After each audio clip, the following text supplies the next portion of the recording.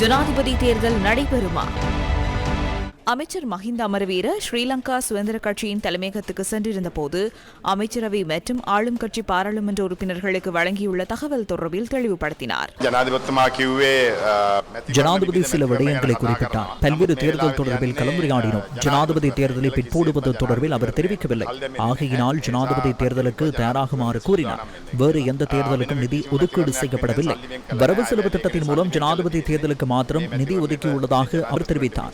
ஜனாதிபதி தேர்தல் தொடர்பில் அறிவிக்கப்பட்டவுடன் பாராளுமன்றத்தை கலைப்பதாக அனுரகுமார், சஜித் ஆகியோர் தெரிவித்தனர். எனினும் பாராளுமன்ற தேர்தலுக்கு நிதி ஒதுக்கீடு செய்யப்படவில்லை. நிதி ஒதுக்கப்பட்ட பின்னர் அடுத்த தேர்தல் நடைபெறும்.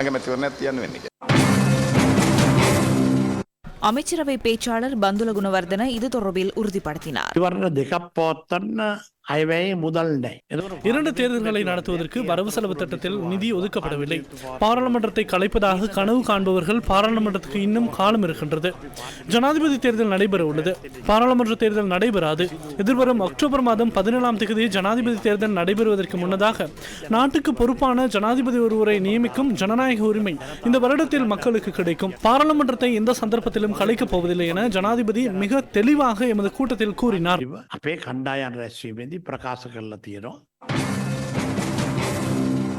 அத்துரலியே ரத்ன தேரர் இந்த பிரச்சனையை பாராளுமன்றத்துக்கு கொண்டு வந்தார்.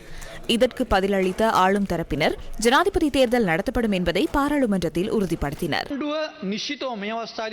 ஜனாதிபதி தேர்தல் நடத்தப்படுமா இல்லையா என்பதை அரசாங்கம் இந்த நேரத்தில் நாட்டுக்கு தெளிவாக அறிவித்திருக்க வேண்டும். நீதி அமைச்சரின் ஒப்புதல் இன்றி ஜனாதிபதியின் விருப்பத்தின் பேரில் அரசியல் அமைப்பு திருத்தம் தொடர்பிலான வருத்தமான அறிவித்தல் வெளியாகியுள்ளது. 83வது பிரிவு திருத்தத்திற்குரியதாகும். இந்த வருடம் உரிய தினத்தில் ஜனாதிபதி தேர்தல் நடைபெறுமா இல்லையா என்பது தொடர்பில் ஜனாதிபதியை நியமித்த ஆளும் கட்சி என்ன கூறுகின்றது? ஒத்திவைக்கப்படுமா?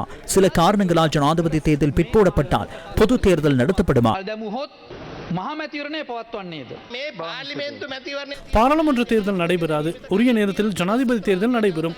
ஜனாதிபதியை தொடர்ச்சியாக தெரிவு செய்வதற்கான வாய்ப்பை ஜனநாயகம் வழங்குகின்றது என்பதை அரசாங்கம் சார்பில் நாம் தெளிவாக கூற வேண்டும்.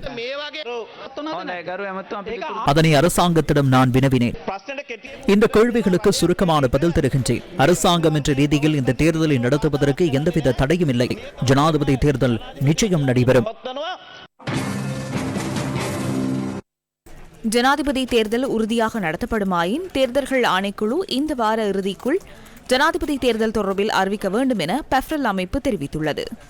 සැප්තැම්බර් මාසේ 21 වෙනි සෙනසුරාදා තමයි මැතිවරණය පවත්වන්න පුළුවන් ආසන්නම දිනය හැටියට බැලු බැලමට පේන්නේ. செப்டம்பர் மாதம் 21ஆம் தேதி சனிக்கிழமை தேர்தலை நடத்த முடியும் என்பது தெரிவாகின்றது. அன்றைய தினத்திலிருந்து அதிகபட்சமாக 63 நாட்களை கருத்தில் கொண்டால் ஜூலை மாதம் 21ஆம் தேதியின் பின்னர் தேர்தல் தேதியை அறிவிக்க முடியும். எனவே தேர்தல் ஆணைக்குழு தொடர்பில் அவநம்பிக்கை ஏற்படுத்தும் வகையில் அறிக்கைகள் வெளியிடப்படுவது தேர்தலின் சுதந்திரம், நேர்மை மற்றும் தேர்தல் ஆணைக்குழு எடுக்கும் நடவடிக்கைகளுக்கு இடையூறாக அமையலாம் என்பதை வலியுறுத்தும்.